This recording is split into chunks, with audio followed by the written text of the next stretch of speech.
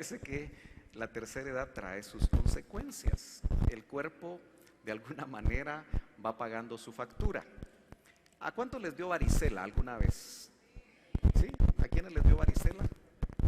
Muy bien. Cuando nos da varicela, el virus no se muere, sino que se queda inactivo en el sistema nervioso. Por alguna razón, los médicos no entienden por qué ese virus se queda ahí guardado. Y cuando uno cumple 50, 60 o 70 y hasta 80 años, por algún problema, especialmente de estrés, así le llaman los médicos, se activa el virus de la varicela otra vez. Y entonces produce un dolor picante, muy ardiente. En mi caso me dio en toda esta parte del tronco, mi espalda, y realmente era difícil. Ya pasaron 18 días y por misericordia de Dios y con algunos medicamentos que ayudan al dolor, yo me sorprendí que también 2 hermanas le dio lo mismo en mi ausencia y un hermano que también está afectado de su ojo. Y oremos porque es una situación un poquito complicada. El dolor puede quedarse hasta 3 meses. Se llama una neuralgia posherpeana. Usted sabe porque es enfermera. Yo digo que le voy a pedir que me vaya a cuidar, no, ¿verdad? Pero gracias a Dios, hermanos, oren, les agradezco sus oraciones, sigan orando para que esto ya no nos afecte. Ustedes saben que hay razones médicas y hay razones naturales, pero también hay ataques. Entonces, como nosotros somos seres de 3 dimensiones, llamémoslo así, o de 3 partes, ¿verdad? Porque no solo somos cuerpo, sino que también somos alma y también somos espíritu. Y yo creo que el enemigo no está contento de lo que está pasando acá. ¿Qué dice usted? Porque Dios nos está bendiciendo, ¿no es cierto? Dios nos está dando victorias. Y no solamente la construcción de este hermoso templo, sino que creo que nos está dando victorias en nuestro propio templo, el más importante, ¿verdad? Estamos ganando victorias y sabemos que para ganar victorias hay pruebas, hay luchas. Así que yo le quiero decir en el nombre del Señor que aquí estoy listo para continuar haciendo la obra del Señor. Aleluya. Gloria a Dios. Gloria a Dios. Aleluya. Bueno, nos falta una ofrenda, ¿verdad? Bueno, ¿están listas mis hermanas? Con tanto anuncio se me olvida. La segunda ofrenda, usted sabe, para los que vienen por primera vez o tienen poco tiempo, se recoge pro templo. Como seguimos construyendo, seguimos haciendo algunas cosas. ¿A cuánto les gustan las ventanas? Bonitas ventanas, ¿verdad? Quiero decirle que nos las donaron. ¿Ya le había dicho eso? Dios usó a un ministro y a un anciano de esta congregación para hablar con la misma persona, y esta persona, el Señor lo tocó, no es de la iglesia. Oremos por la empresa del hermano y nos donó estas 4 hermosas ventanas. Pero nos falta todavía la que está aquí, nos falta toda la puerta principal y aquella otra ventana que da a la nueva oficina del diaconado. Gloria a Dios. Aleluya.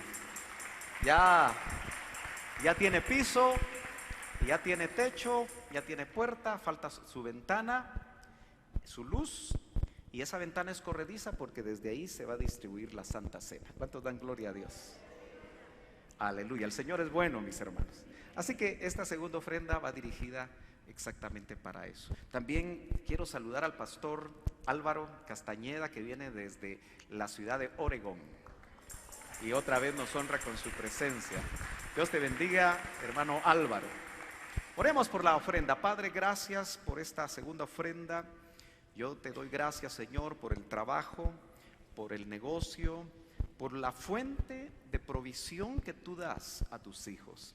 Te pido que tú los bendigas y les hagas buenos administradores. Te pido, Señor, que tengan la sabiduría para multiplicar los recursos que tú les das. De lo mucho que les has dado, Señor, una vez más, te damos gracias por el dador alegre. Bendice, Señor, esas empresas, esos negocios, en el nombre de Jesús, prospéralos. Amén y amén. Pueden pasar, mis hermanas, a recoger la ofrenda, y mientras recogemos esa ofrenda, acompáñenme al libro de Job. El libro de Job. No vamos a basarnos exactamente en este libro, pero como tuve tiempo de estar meditando, porque estas cosas lo dejan a uno meditando, ¿verdad? Y tuve un poco más de tiempo, y por eso el tema de hoy es un poquito sugestivo, porque me puse a meditar que si hay virus en el cuerpo, ¿no será que hay virus en el alma?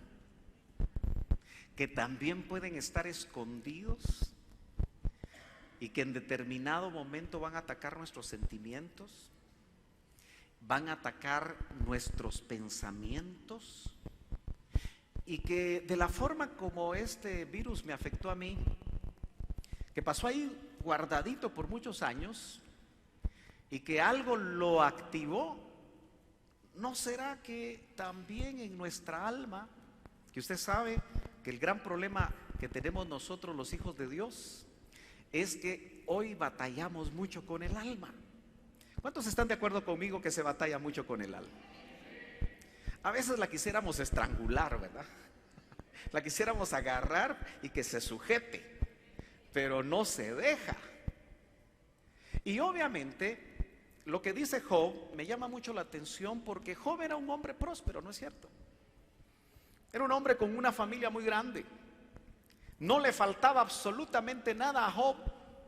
Realmente podríamos decir que Job puede ser el modelo de un hijo de Dios, porque todos entendemos que al iniciar el libro es Dios el que se siente orgulloso, podríamos decir, aunque la palabra es un poquito, tal vez se siente feliz, se siente satisfecho por la vida de Job, y hasta lo presume con el enemigo. ¿Se acuerda? Así que podríamos decir que él en la tierra podría ser un modelo, aunque sabemos que nuestro modelo siempre es el Señor Jesucristo. Ese es el mayor modelo que nosotros podemos tener. Aparentemente tenía una buena relación Job, ¿verdad? Lo único que nos hace a nosotros pensar que su relación no era lo suficientemente completa es que al final del libro él dice, después de todo el proceso que él tuvo, él dice algo muy interesante: antes de oídas te había oído. Era un tipo de relación. Ahora es otro tipo de relación. Después del proceso, mis ojos te ven. ¿Qué será mejor, oír o ver? Es mejor ver al Señor, ¿no es cierto? Así que el proceso para Job fue difícil, pero aquí está en medio del proceso, y dice Job capítulo 7 y verso 11, que lo puede leer ahí en la pantalla, pero también en su Biblia, porque es bueno que traiga su Biblia. Dice: por tanto, yo no refrenaré mi boca, hablaré en la angustia de mi espíritu, me quejaré en la amargura de mi alma. El trato sacó un virus de amargura que estaba guardado mientras le iba bien a Job, porque mientras tenía todo lo que podía disfrutar, con todo lo que había obtenido, y de parte de Dios, porque no fue de parte del enemigo, él no prosperó con la prosperidad que da el enemigo. Él prosperó con la prosperidad en todos los ámbitos que da Dios, ¿no es cierto? Porque ¿cómo puede saber usted que lo está prosperando el enemigo? La prosperidad que te aleja de Dios, esa no es de Dios. ¿Estamos de acuerdo? Pero la prosperidad que en lugar de alejarte de Dios te acerca más, porque hermano amado, tener prosperidad significa, o debería de significar para nosotros, el darle más tiempo a Dios. ¿No cree usted? Puede ser que usted esté todavía con un presupuesto que no logra alcanzar, y usted se ha propuesto una meta: Señor, cuando llegue a tanto, yo te voy a servir más. Y el Señor oye su oración y mira su corazón, si su corazón es sincero, y lo bendice. Le da sabiduría, toca corazones para que usted mejore en su trabajo y lo prospera. Pero cuando llega a esa meta, usted se da cuenta que ya su presupuesto volvió a subir. Porque así es el alma, ¿verdad?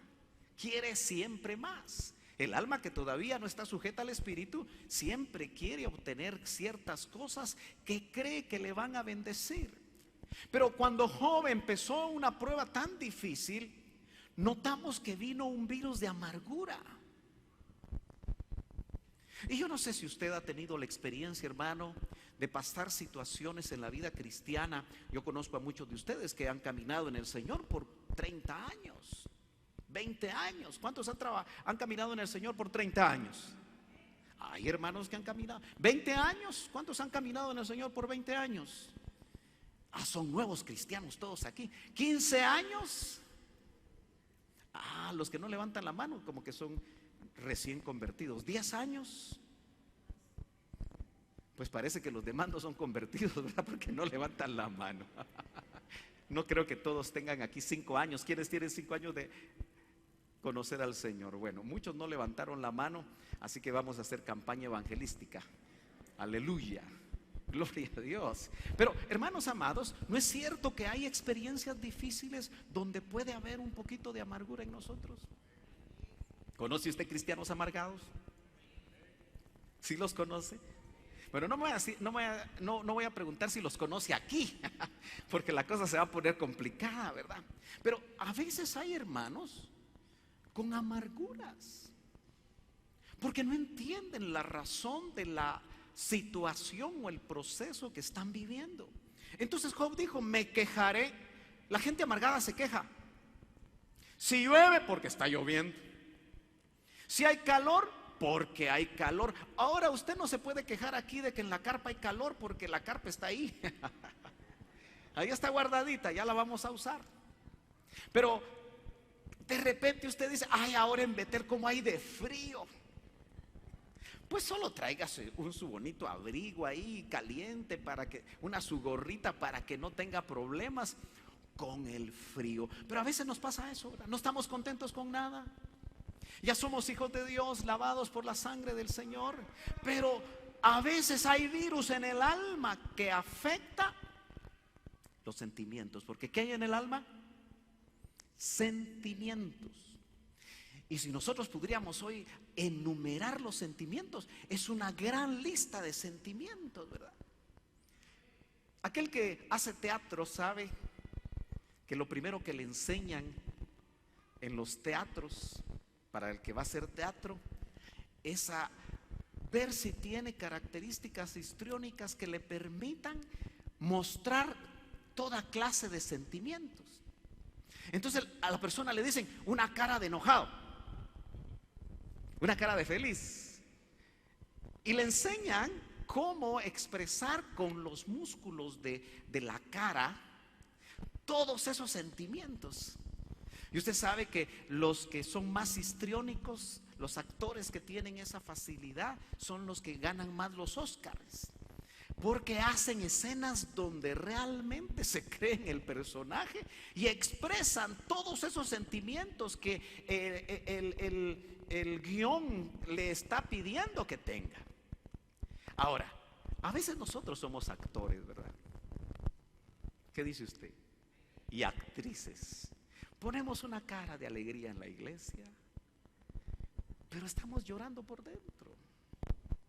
¿Y no sería mejor decirle a alguien maduro que conocemos dentro de la iglesia local, mire hermano, yo vengo deshecha, no puede orar por mí? ¿Qué dice usted?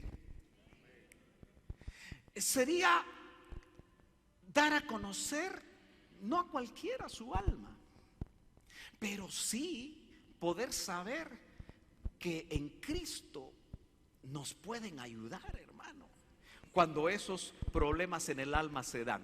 Bueno, los virus que tenemos escondidos en nuestro cuerpo sin saberlo, fíjese hermano que hay un estudio que yo le quiero mostrar aquí rapidito, no sé si lo vamos a lograr ver aquí.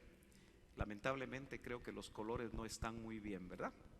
Déjeme regresar acá. ¿Cuántos leen eso? Más o menos, ¿verdad? Si no, yo se lo voy a leer. Pero fíjese que en promedio es un estudio muy reciente.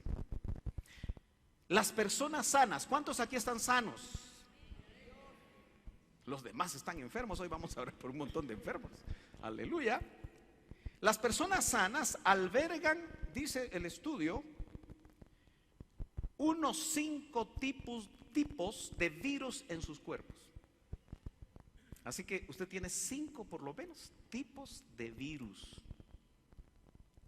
Según las investigaciones de la Escuela Universitaria de Medicina de Washington en San Luis, Estados Unidos. Es un estudio reciente.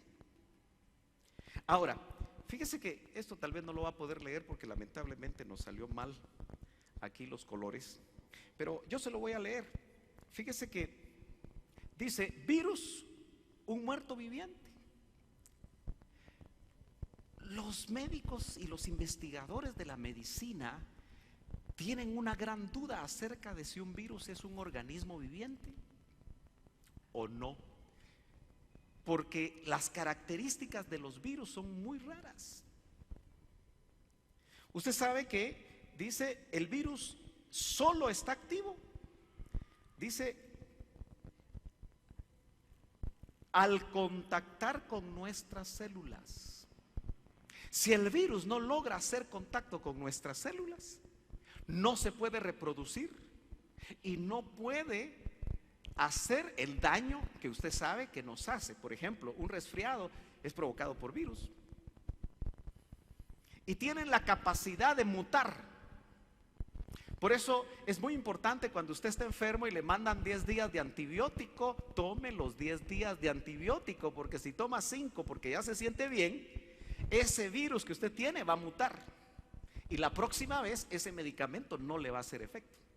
Ay, hermano, yo no tomo medicamentos porque creo que el Señor me va a sanar. No siempre el Señor nos sana sobrenaturalmente, hermanos, y ha permitido que la medicina se desarrolle. ¿Cuántos dicen amén? Muy bien, y hasta que lo hace, es decir, entra en contacto con el virus, permanece en un ambiente inerte, o sea que los virus están escondidos. Ahora, ¿cómo aplicamos eso en el alma? ¿Cuántos creen que hay virus escondidos en lo profundo de su alma que le pueden afectar en cualquier momento? ¿A usted le ha pasado que a veces le llega una ira que no puede controlar? No le voy a pedir que levante la mano porque muchos aquí están artríticos y les cuesta levantar la mano. No sé qué les pasa, pero les cuesta levantar la mano. Pero, hermanos amados, ¿se ha dado cuenta que a veces nos suceden cosas que decimos, bueno, ¿y por qué hice esto? ¿Y por qué permití esto? ¿Y por qué me enojé tanto con esa hermana? ¿Y por qué me enojé tanto con mi jefe al punto de que le dije, mire, me voy? Y se fue y se quedó sin trabajo. Hay cosas que no podemos controlar. ¿No serán virus o algo a la manera de virus? Porque estoy solamente haciendo la comparación entre lo que sucede al cuerpo y le puede suceder al alma. Fíjese, hermano, que en mis reflexiones me di cuenta que muchos de nosotros, recordé que tenemos muchos ancestros, ¿no es cierto? ¿Se acuerda lo que decía el hermano Otto? 14 personas cabalgan sobre nuestra cabeza, refiriéndose a los tatarabuelos, bisabuelos, abuelos y nuestros padres. Yo llegué a conocer, no a conocer solo en foto, a mi bisabuelo. No como dicen algunos, el biscabuelo. Y me cuentan que fue uno de los primeros en Varías, Huehuetenango, que conoció al Señor. Y eso me hace sentir muy bien. Gloria a Dios. Pero debe haber tenido mi bisabuelo por parte del papá algunas cosas que me las pudo haber trasladado por medio de un ADN espiritual. ¿Me está entendiendo? Y que puedan estar escondidas ahí. Dice amén. Cuando conocí a mi abuelo, me gustaba porque venía de Varías y siempre me regalaba una choca. Y en ese tiempo era plata. Me alcanzaba para muchas cosas, ¿verdad que sí? Murió cuando tenía como 11 años. Pero lamentablemente mi bisabuelo, aunque era hijo de Dios, abandonó a mi abuela. ¿Aló? ¿Será que eso me puede afectar a mí? Si me descuido, sí. ¿Me está entendiendo lo que le quiero transmitir? Y mi abuelo como que le trasladó eso a mi papá, porque también abandonó a mi mamá. Entonces ya dos casos de esos me indican que yo tengo que cuidarme al doble. ¿Aló? ¿Me está entendiendo? Estoy usando mi ejemplo porque obviamente es el que conozco muy bien. Y por supuesto conozco algunos suyos, pero definitivamente no lo voy a decir. Amén.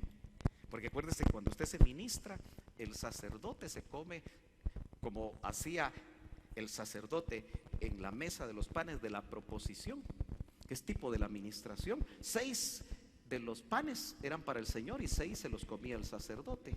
Así que, chitón, todo lo que uno conoce, ¿no es cierto? Pero le estoy hablando de esto porque hay comportamientos que de repente a la edad adulta salen. ¿Se ha dado cuenta usted que hay algunos señores que a los 50 se quieren poner más atléticos?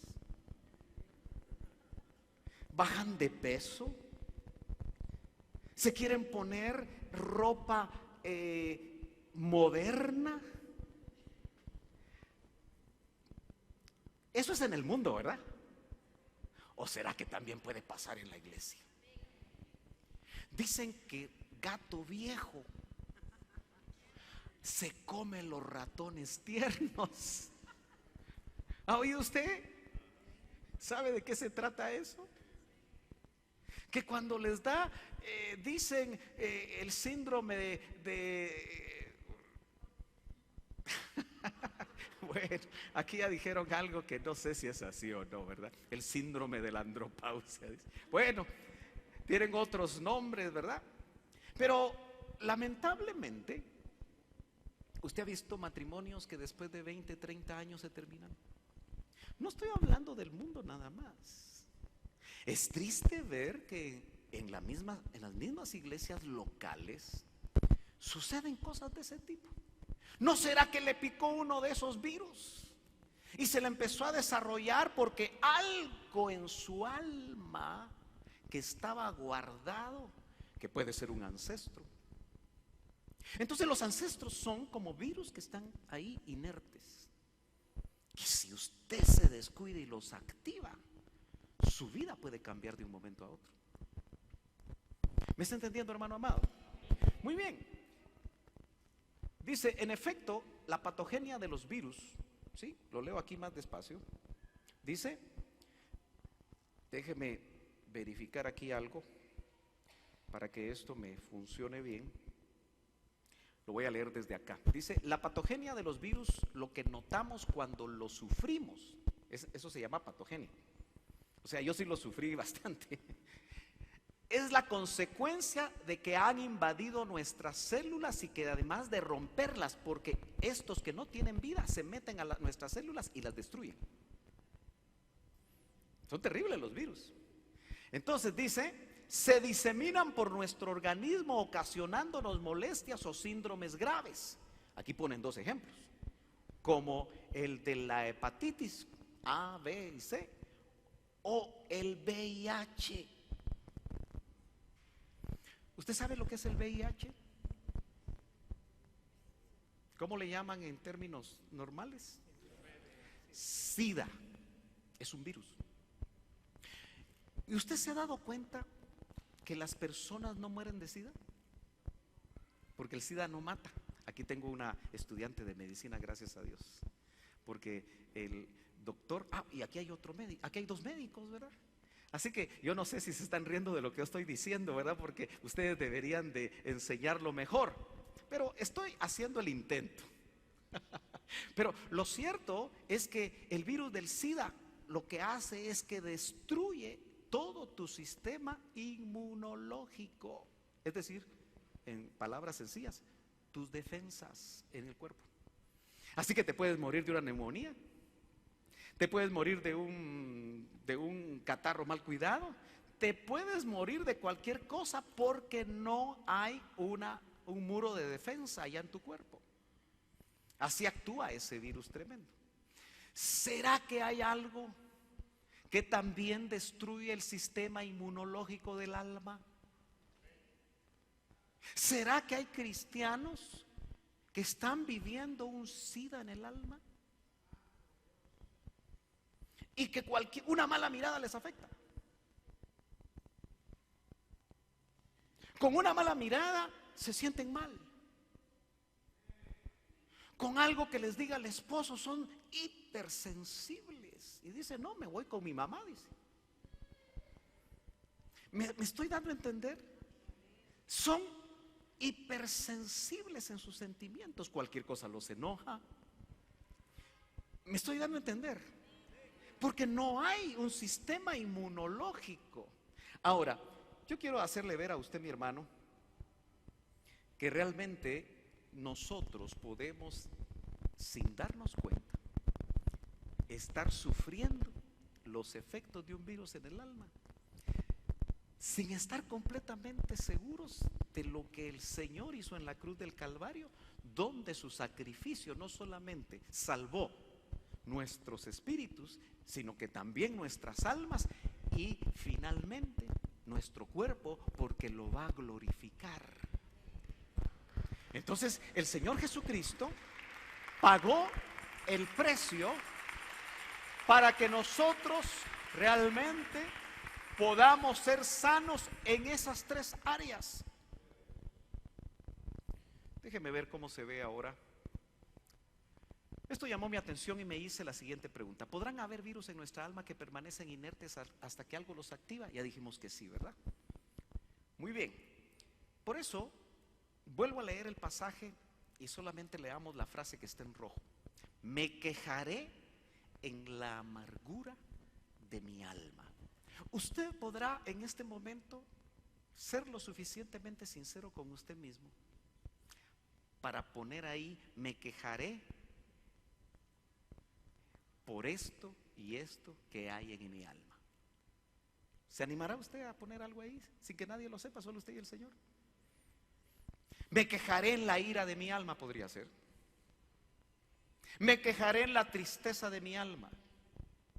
Me quejaré por la soledad en la que vivo.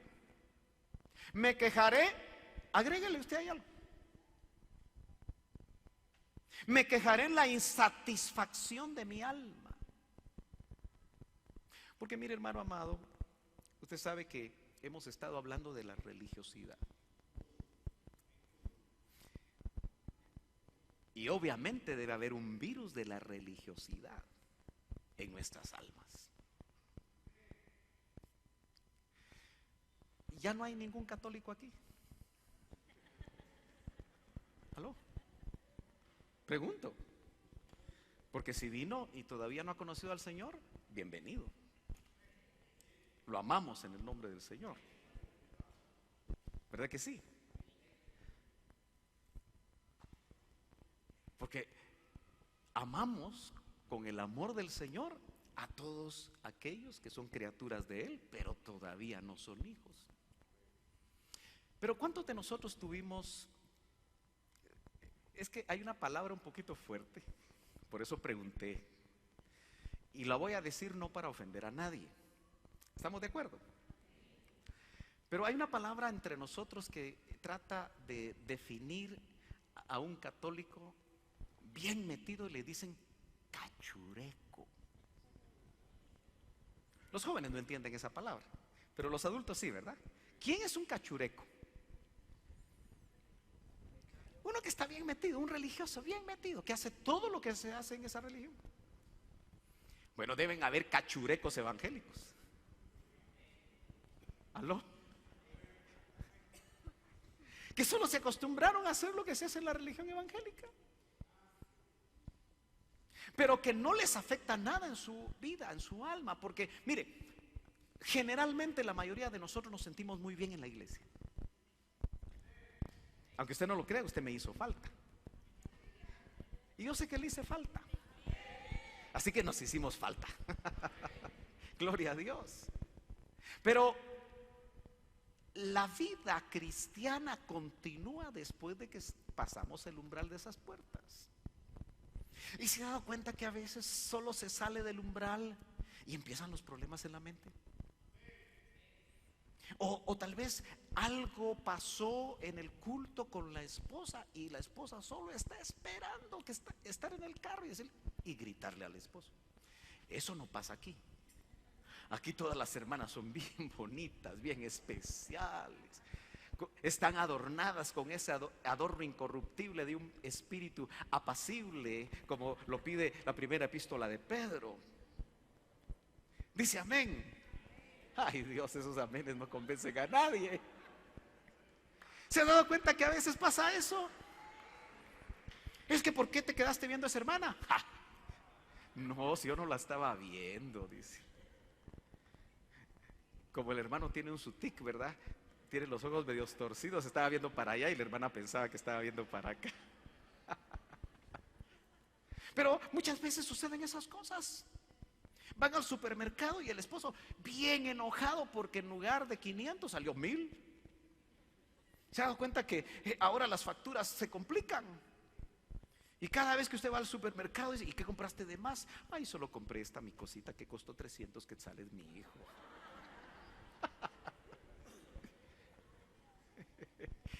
Y el otro se pone iracundo porque lamentablemente hay cosas en el alma ahí complicadas que todavía no se han arreglado. ¿Cuántos dicen amén? Mire, Job seguía diciendo cosas muy fuertes.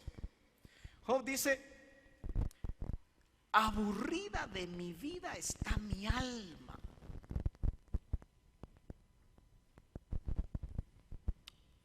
¿Cuántos saben que las enfermedades, cuando aparecen una tras otra y una tras otra y una tras otra, aburren a la persona, la molestan? Aquellos que han trabajado con ancianos, creo que la especialidad es geriatría, geriatras. Deben ser personas con mucha capacidad, mucha paciencia, porque tratan con ancianos que ya no quieren nada de la vida. ¿Verdad que es difícil? Están aburridos y lo primero que dicen es: mejor me muriera. ¿Verdad que eso se usa mucho? Es más o menos el caso que estamos viendo aquí en la Biblia. A mí me gusta ver cómo el Señor realmente lo que hace es que desnuda la necesidad humana para que nosotros realmente seamos transparentes y podamos decir: mire pastor, me está pasando esto, me está pasando aquello, realmente estoy aburrido de esto, estoy aburrido de lo otro. Y mejor si se lo dicen al Señor continuamente, porque muchas veces el Señor nos va a mostrar qué es lo que está sucediendo en nosotros. ¿Me estoy dando a entender? A veces vienen depresiones, y las depresiones pueden llevar a la persona hasta cometer suicidio. Usted lo sabe. Si una depresión no se trabaja adecuadamente, puede llegar hasta eso. Vienen pensamientos, porque cuando el cuerpo está enfermo, generalmente es porque el alma también lo está. ¿Me estoy dando a entender? Entonces, cuando la palabra de Dios y el trabajo que el Señor hizo en la cruz del Calvario, que nosotros tenemos que ver la dimensión de su sacrificio, realmente lo aplicamos a nuestra vida cuando estamos fuera del templo, entonces, hermanos amados, estamos en el camino de dejar de ser religiosos. Si lo que oyes aquí, si lo que el Espíritu Santo hace en tu vida cuando alabas al Señor, cuando le oras o cuando oyes la palabra del Señor, te sirve en la vida fuera del templo, tú estás por buen camino. Pero si vives una vida en el templo y una vida totalmente distinta en casa, eres un religioso. Somos religiosos. Entonces tenemos que tener cuidado. Dice, daré rienda suelta a mis quejas. Yo creo que el idioma español se queda corto por la forma como lo traduce el hebreo, porque esto se escribió en hebreo, una lengua muerta, hace saber cuántos años. Daré rienda suelta a mis quejas. ¿Quién se siente contento con tener una esposa quejumbrosa? Solo un murmullo se oye. ¿Quién está contento con un hombre quejumbroso?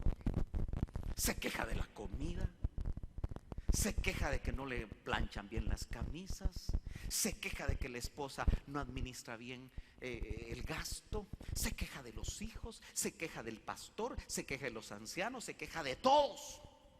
¿Quién está contento con alguien así? Dan ganas de... ¿Verdad que sí? Aló. Pero qué lindo es estar con alguien que, aunque está pasando situaciones difíciles, sabe que el Señor puede transformar y puede sanar su alma. Aleluya. Gloria a Dios. Ahora mire, ¿qué activa los virus en el alma? Acompáñenme a Proverbios capítulo 6 y verso 32, que es lo que hace que el alma se active. Gloria a Dios.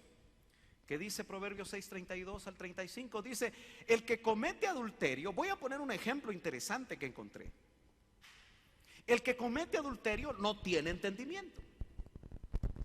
Eso es muy claro. Y uno siempre se pregunta, Señor, ¿y por qué razón la Biblia da consejos aún para situaciones tan extremas como esas a tu pueblo? Porque tanto en Israel como ahora en la iglesia hay adulterio.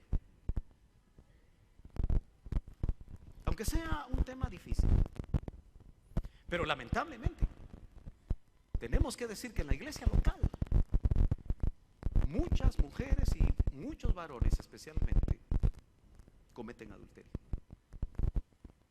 y no se dan cuenta de lo que hacen, porque la cultura del mundo, y eso es otro aspecto religioso, porque viven una cosa en la iglesia, pueden ser hasta predicadores. ¿Cuántos pastores sabemos que han caído en adulterio? Y estamos hablando de ministros, pastores. Y muchas ovejas, cuando su pastor cayó en adulterio, también ellos agarran el mismo ejemplo. ¿Aló? A veces uno mira que la esposa del diácono se va con otro diácono. Eso lo he visto yo. ¿Aló? Pero hay un grave problema porque no logramos darnos cuenta qué es lo que dice Dios acerca del adulterio. Y dice el Señor, el que comete adulterio no tiene entendimiento. Aquí no voy a hablar del proceso en el que se cae en adulterio, pero otro día lo voy a hacer. De repente lo voy a hacer solo con los varones y después solo con las mujeres. Pero dice, destruye, logra leer lo que está en rojo. Destruye su alma el que lo hace. En otras palabras, abre la puerta a todos los virus para activarlos. No es solamente un acto físico. La Biblia dice que destruye su alma y punto. Yo le creo a la Biblia. No le quiere usted creer a la Biblia, es su problema. Pero yo le creo a la Biblia. Destruye su alma el que lo hace. Y en el verso 33 dice, heridas y vergüenza hallará y su afrenta no se borrará. Incluso dice algo más fuerte, porque dice, porque los celos enfurecen al hombre. Otras versiones dice, enfurecen al marido. ¿Al marido de quién? Con la que se adulteró. Y no perdonarán el día de la venganza. Mire lo que dice el Señor.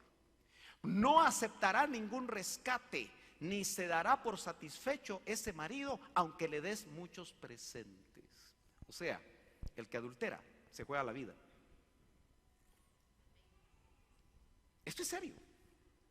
Y la mayoría de cristianos religiosos no lo ven como algo serio. ¿Sabe qué es lo más difícil cuando se trabaja a veces con un varón que ha caído en adulterio? Que no le da importancia a lo que hizo. Cree que es algo muy normal. Porque en el mundo es normal, pero no en el pueblo del Señor.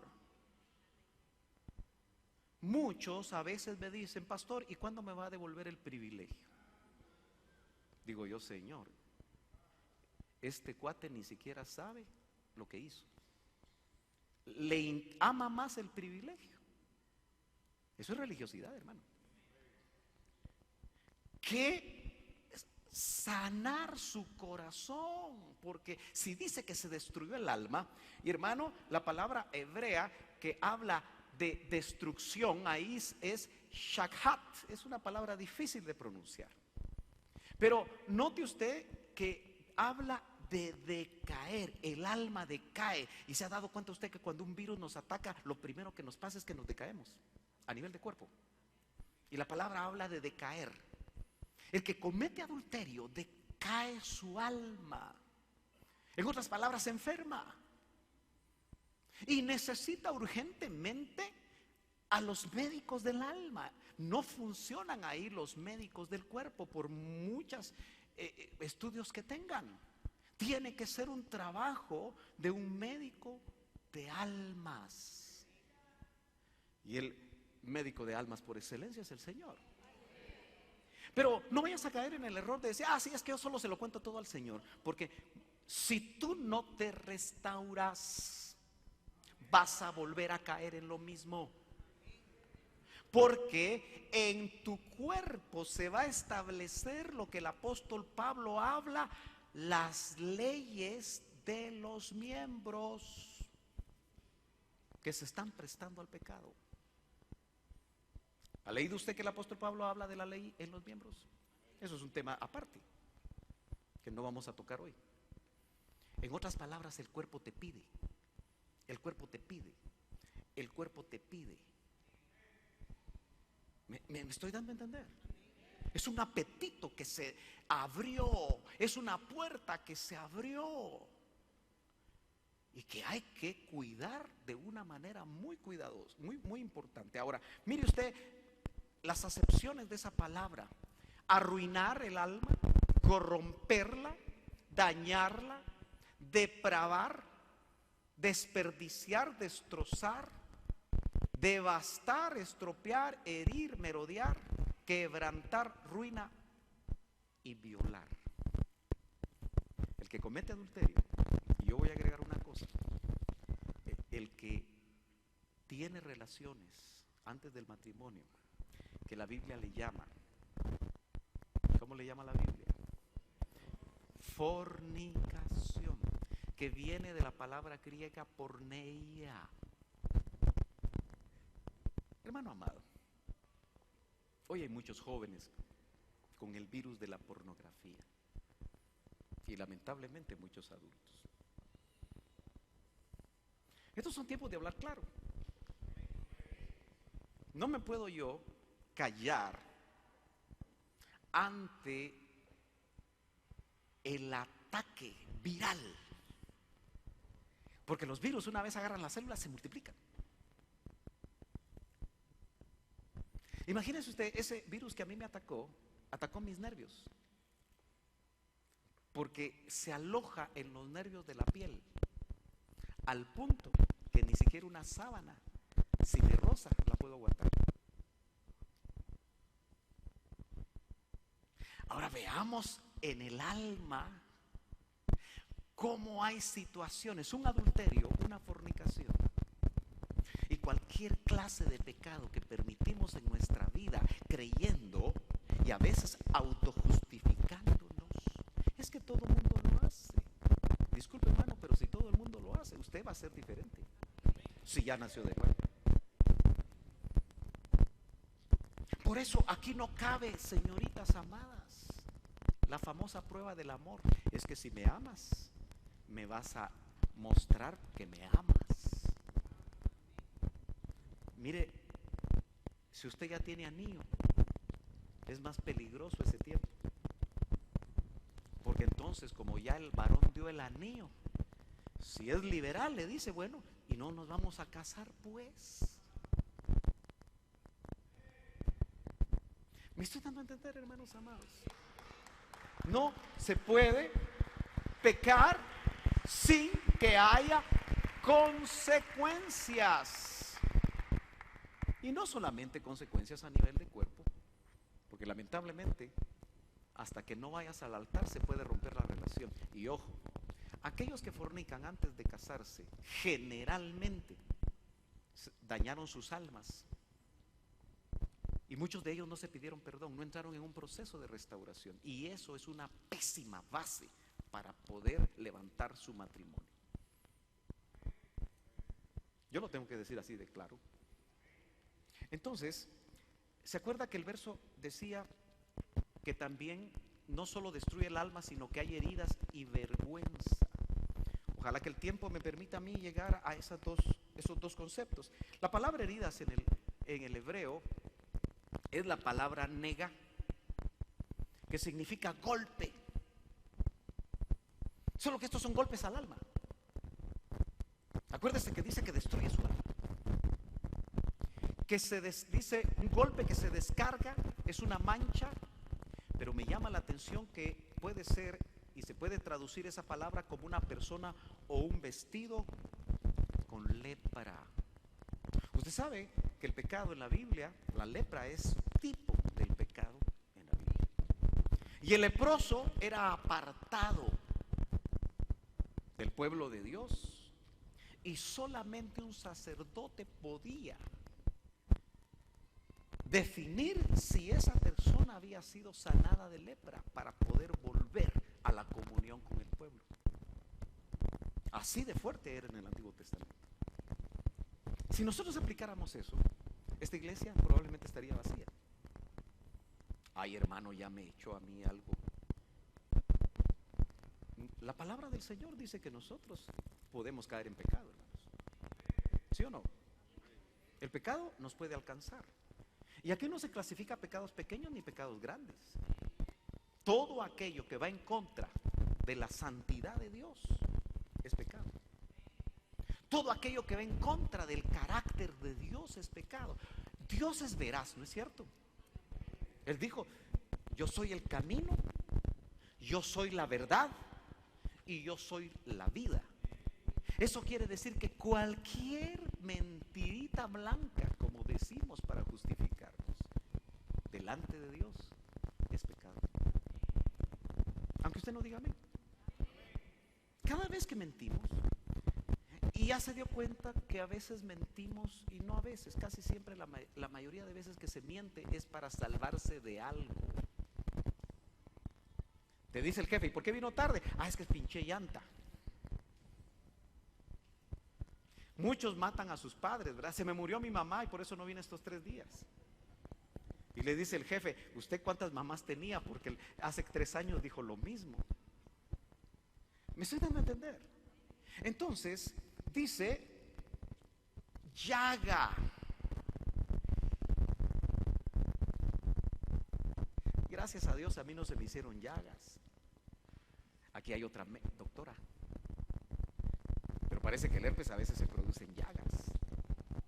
O sea, si se complica la cosa, ese montón de chibolitas que le salen a uno, se juntan y se produce una llaga. Y me parece que eso pasa en gente muy anciana. Así que el Señor me guardó de eso. Pero, hermano amado, ¿habrán llagas en tu alma? ¿Estarás sufriendo tanto tu alma que no te alcanza el gozo que produce el Señor en la alabanza? ¿Por qué muchos de nosotros, hermano, no explotamos en la alabanza a Dios? ¿Por qué, si conocemos mucho de lo que es la restauración del tabernáculo de David, no tenemos libertad? Y aquí no cabe, es que así soy yo, hermano. Aquí no cabe lo que dice el mundo, genio y figura hasta la sepultura. Aquí no cabe que tú fuiste un tradicional evangélico donde no podías levantar ni las cejas, ni las manos. Aquí, el Espíritu Santo que ya te bautizó, te da la libertad de poder alabar a Dios, o algo está sucediendo. Algo está pasando en el alma. Tal vez hay lepra, pero ¿cuántos saben que la sangre de Cristo puede quitar esa lepra? Tal vez hay llaga supurosa, pero el Señor la puede sanar en tu alma. Esa es la buena noticia, que no tienes por qué vivir con esa situación todo el tiempo. Hay virus de falta de perdón. Hay gente que no perdona. Gente cristiana que sirve al Señor que no perdona. Dice, eso no lo voy a perdonar. Y se atan con su boca, establecen pactos personales. Esa situación que me hizo mi papá jamás se la voy a perdonar. Y ese virus se activa y produce resentimientos. Y usted sabe que el enemigo es muy astuto, porque cuando usted está alabando al Señor, le pone en la mente la figura de su pecado. ¿No le ha pasado eso a usted? Usted está bien metido con el Señor y de repente porque el enemigo es un bandido, que el Señor lo reprenda. Que cuando tú estás más metido, te recuerda tu pecado, pero en ese momento tú tienes que decir: Señor, yo pequé, me arrepiento, Señor, y te pido que tu sangre sea aplicada a mi pecado para que yo sea libre, limpio, para que la lepra se vaya.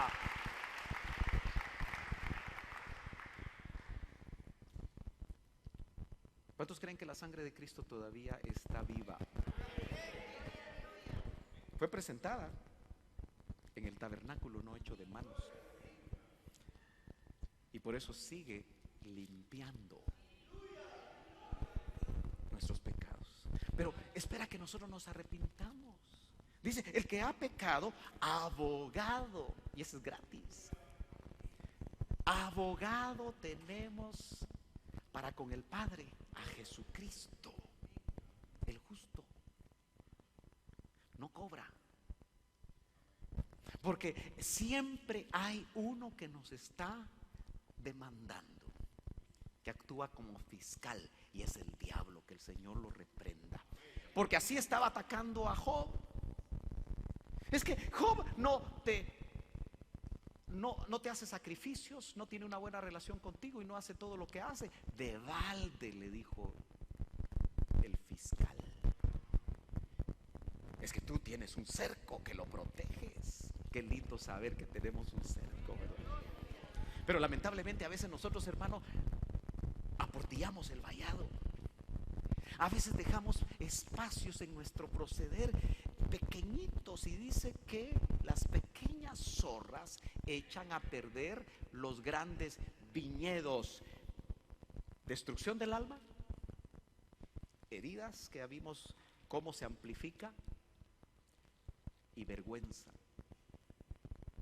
Fíjese que aunque hay muchas palabras en el hebreo y aún en el griego que traducen vergüenza, y no tenemos tiempo para verlas todas y cómo se aplican, me interesa la que apareció en ese pasaje bíblico, que es hebreo, calón. Se puede traducir desgracia. Las pudendas habla de desnudez. Afrenta, avergonzar, deshonra, deshonrar, ignominia, vergüenza. Ahora, aquí no hablamos de aquellas personas que les dan un micrófono y que tienen vergüenza. Nosotros también, de una manera coloquial, decimos que la persona que no tiene facilidad de palabra tiene vergüenza. ¿Es cierto? ¿Y él por qué no viene? Es que le da vergüenza. ¿Verdad que así decimos?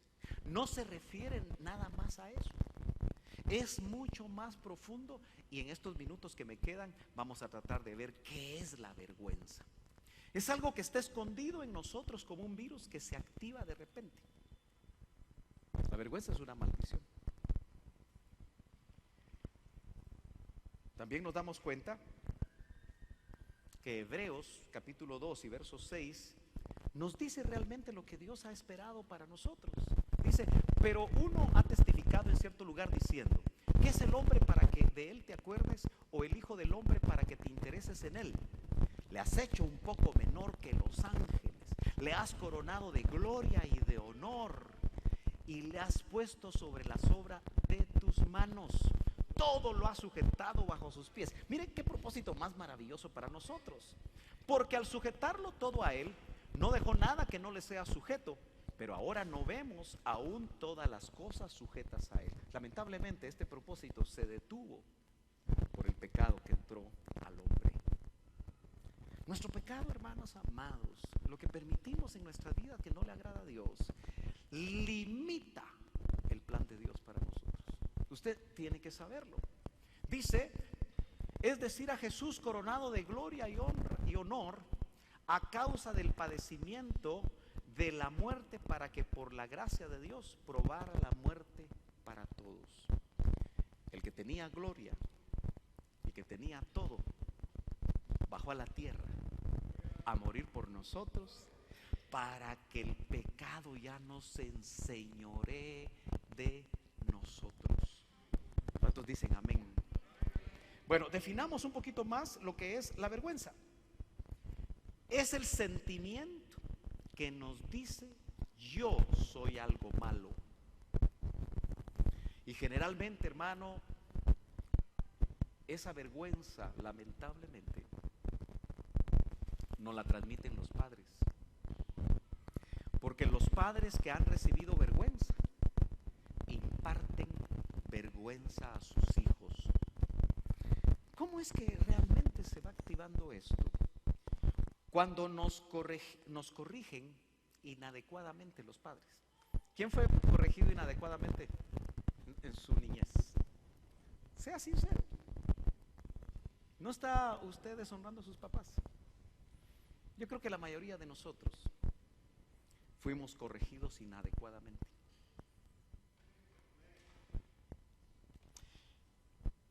La vergüenza lo que hace es como el SIDA.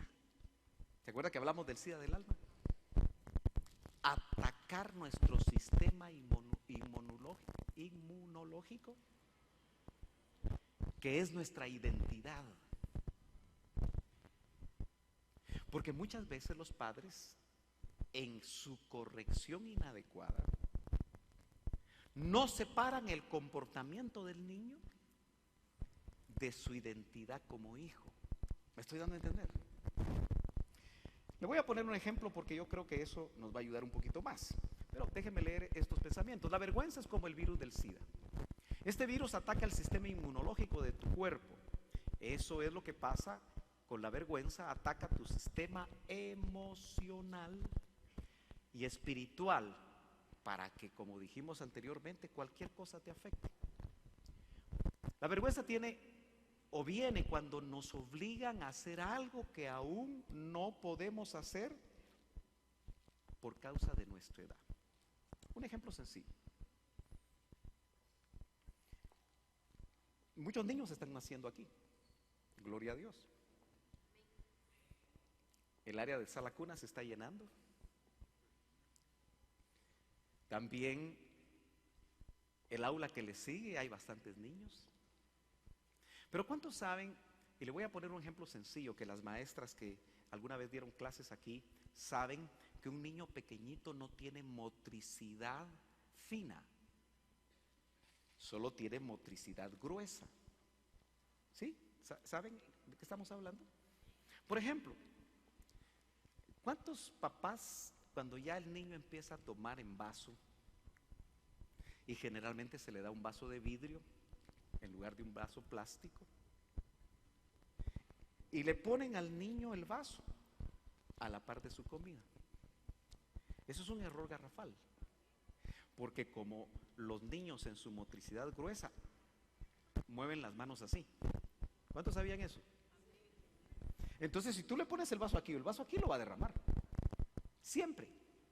El vaso se le pone adelante. Tan sencillo. Pero supóngase que una mamá y un papá no saben acerca de eso y llevan a su hijo de 3 años, que ya caminan, ¿verdad? ¿Cómo son los niños de 3 años? Son preguntones, son eléctricos. Y parece que cada generación vienen con más energía, ¿no es cierto? Corren por todos lados, saltan por todos lados y es difícil poderlos controlar, ¿es cierto? Ahora, cuando hablo de control, le voy a decir a usted que hay 2 maneras de educar a nuestros hijos. Ay, hermano, ¿por qué no me lo dijo antes? Ya metí la pata. Pero el Señor le puede ayudar a usted a pedir perdón, porque eso puede desatar algo muy importante en la vida de sus hijos. Pero el control es la manera como el diablo disciplina. Controlar. Dios disciplina a través de la autoridad, que le permite al niño escoger entre lo que es malo, porque se le informa, y lo que es bueno. Y él, aunque sea pequeño, toma la decisión. Porque al final, eso es lo que en la vida nos va a servir. ¿Por qué Dios hace eso? Porque Dios le dijo a Israel, a todo un pueblo, le dijo: mira, Israel, delante de ti está el monte de la bendición y el monte de la maldición. Escoge tú. ¿Me estoy dando a entender? Dios generalmente en su palabra nos indica qué es lo que Él quiere y qué es beneficioso para nosotros, ¿no es cierto? Pero ¿quiénes escogen si lo hacemos o no? Nosotros. Y hemos entendido hasta estas alturas que cuando escogemos lo que no le agrada a Dios hay consecuencias. Pero nuestros niños pequeños deben de entender eso. Esa pareja lleva a su niño pequeño a visitar una familia que tiene muchos adornos de China caros. ¿Cómo se llaman esos adornos? Marca Yadro. ¿Cuánto vale una cosita de Yadro? ¿Quién tiene alguna de esas de Yadro? Valen como $300 algunas, ¿verdad? ¿Sí? Y esa familia le gusta, como ya no tiene hijos, le gusta ponerlos a la mano. E invitó a esta pareja que tiene un nenito de 3 años. ¿Qué cree que va a pasar?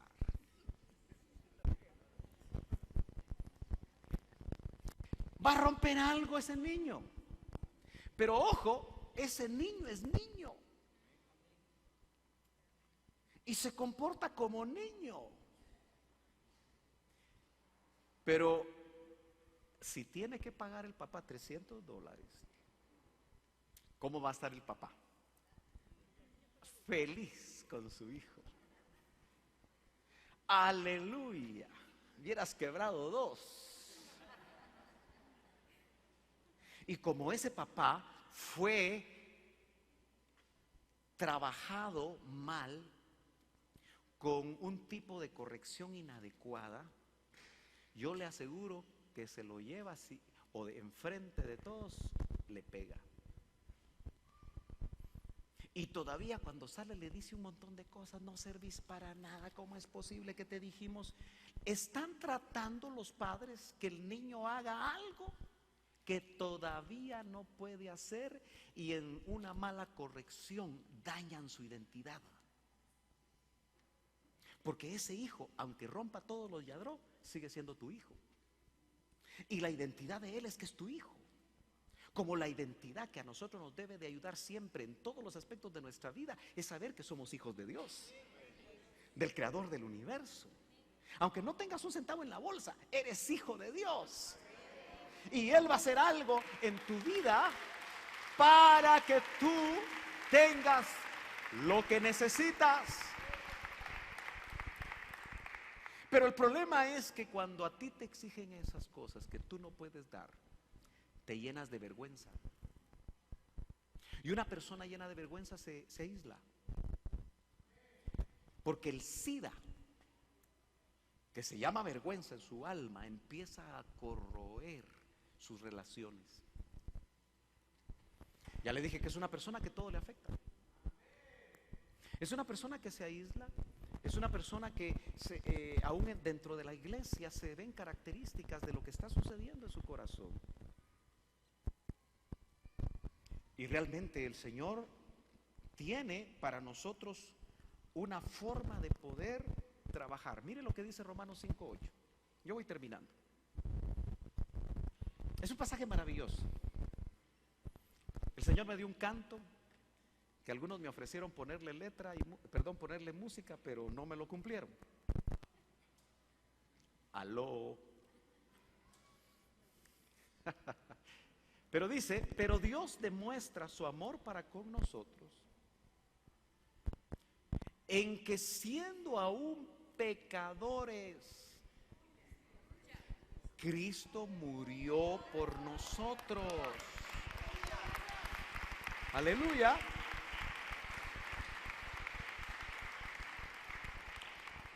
En este pasaje vemos algo tremendo.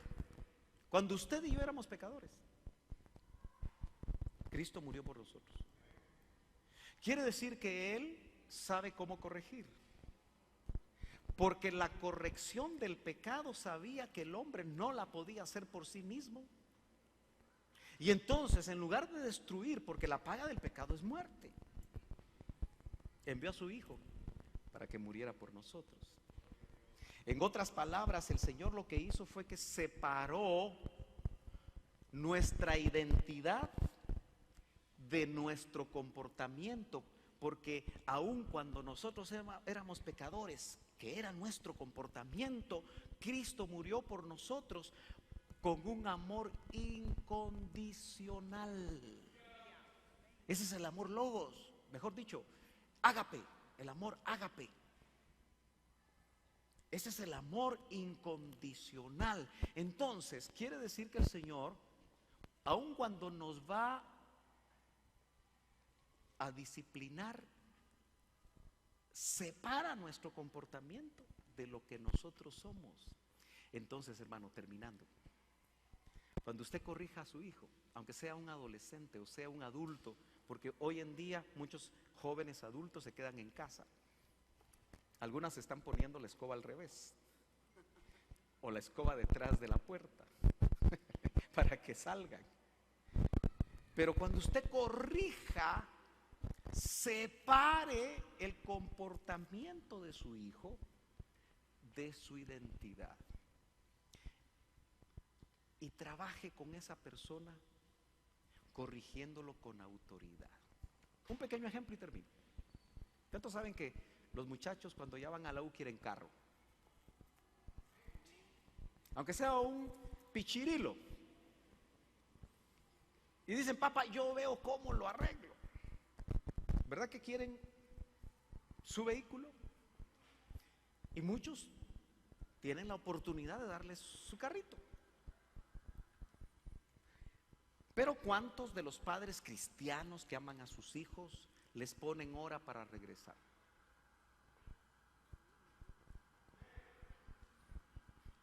Yo he sabido de padres que no les ponen hora y se han arrepentido después. Pero si usted le pone una hora, pensemos 10 de la noche, 11 de la noche, no sé, y el joven empieza a llegar a las 12, y usted le dice esto y lo otro y lo quiere corregir y él, ya eso es un hombrón, ya no se deja. ¿Cómo sería un ejemplo para corregirlo con autoridad? Mira, fulanito de tal, el carro es un privilegio. Porque el carro es un privilegio para un hijo, ¿cierto? Especialmente si él no trabajó para él. Es un privilegio. Si tú rebasas la hora que yo te dije que regresaras, a menos que sea por fuerza, algo de totalmente fuera de foco, ¿no? Algo que se complicó. Pero si tú te pasas de esa hora, van a haber consecuencias, hijo o hija. Generalmente no hacen caso. Pero como el carro es un privilegio, usted le puede dejar en trozos el carro y le quita las llantas. La consecuencia fue que por no hacer caso, la forma de educarlo y de disciplinarlo es que por un tiempo no va a tener carro. Ahora, ¿nota usted que ahí no tuvo que pelear con el hijo? Y muchas veces cuando uno está enojado, ¿qué es lo primero que le dice a los hijos? Por ejemplo, y ahora sí termino. Las modas hacen que las jovencitas muchas veces anden vestidas de una manera sensual. ¿Cierto o no cierto? Y son jovencitas cristianas, pero les gusta vestirse a la moda. Y la moda nunca está manejada por cristianos. Casi siempre está manejada por personas que incluso no saben si son hombres o son mujeres. ¿Es cierto o no es cierto? Entonces, la jovencita no hace caso. Y a veces un papá que ya está viendo cómo miran a su hija, porque ya sobrepasó cierta edad y ya las curvas se formaron muy bien, y entonces los hombres la miran con lascivia. Y qué feo es para un padre ver que a su hija la están viendo los hombres, aún en la iglesia, con lascivia y con concupiscencia. Se enoja el papá y le dice: mira, de prostituta vas a parar. Es un ataque a su identidad. Porque su hija, aunque se esté vistiendo como se está vistiendo, sigue siendo su hija. Y atacó directamente a su identidad, y lo que mete es vergüenza muy profundamente en el corazón de su hija. ¿Cuántos papás le dijeron a un hijo: no sirves para nada, todo lo que haces te sale mal? Esas son maldiciones que atacan directamente la identidad del hijo y van a meter sida en el alma. Y entonces el hijo va a creer que él es algo malo. No es lo mismo que yo hice algo malo a que yo soy algo malo. Porque cuando yo llego a entender y creer que yo soy algo malo, mi vida puede cambiar de una manera tan rotunda al punto de incluso hasta suicidarme. Porque mi identidad fue dañada. Que el virus de la vergüenza sea sacado a luz, como dice la palabra. Segunda de Corintios capítulo 4 dice, verso 1: por lo cual, teniendo nosotros, dice el apóstol Pablo, esta administración, según la misericordia que hemos alcanzado, no desmayamos. Ese es el trabajo ministerial. Antes, verso 2, quitamos los escondrijos de vergüenza. Hay escondrijos de vergüenza en nuestras almas que a través de la administración debemos nosotros sacar. Pero hermano amado, se lo repito una y otra vez, quiero verlo en mi oficina. ¿Se da cuenta que no hay amenes? Algunos de ustedes quizás han sido pastoreados por mí más de 15 años, porque me conocen desde hace rato. Algunos llevan 20 años de ser pastoreados por mí. Pero si no se ministran, no van a avanzar. Si no permiten que haya una exposición de los escondrijos de su alma, van a seguir religiosos. ¿Me estoy dando a entender, hermanos amados? Si sigue usted justificando el pecado de su esposo, si sigue justificando el pecado de su esposa, si sigue justificando el pecado de sus hijos, no va a avanzar.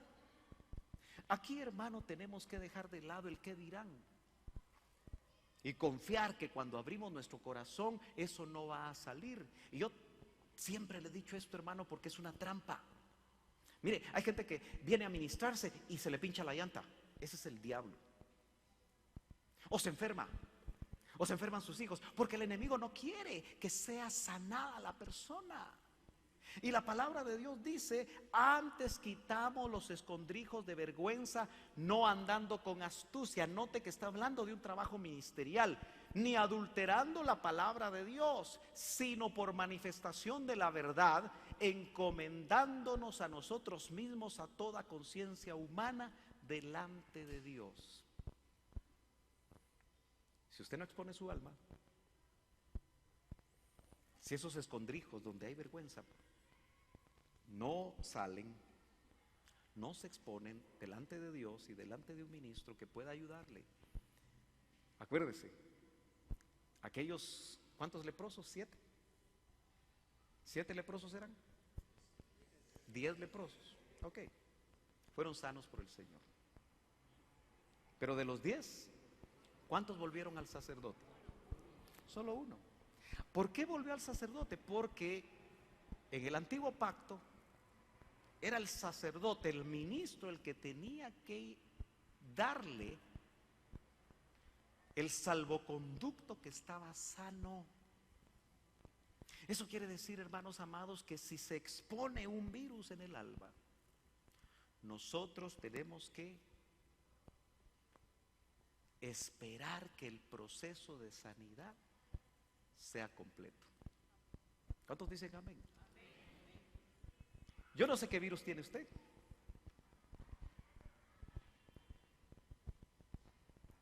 Tal vez yo no sé todos los virus que tengo yo. Estoy hablando del alma.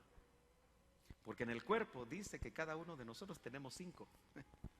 Y solo hay que pedirle al Señor que no se activen, para que no seamos enfermos del cuerpo.